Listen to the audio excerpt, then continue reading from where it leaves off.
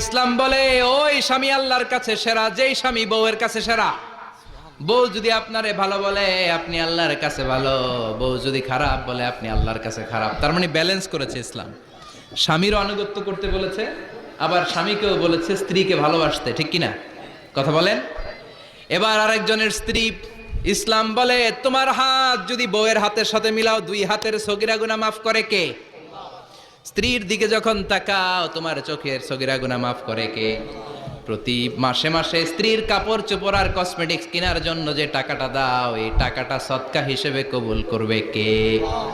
এবার এই মহিলা গর্ভবতী, ইসলাম বলে সন্তান ভূমিষ্ঠ করতে যে যদি কোনো মা ডেলিভারি কেসে হসপিটালে মারা যায় কিংবা বাসায় মারা যায়, কিয়ামতের দিন ওই মহিলাকে শহীদদের কাতারে দাঁড় করায় দিবে কে?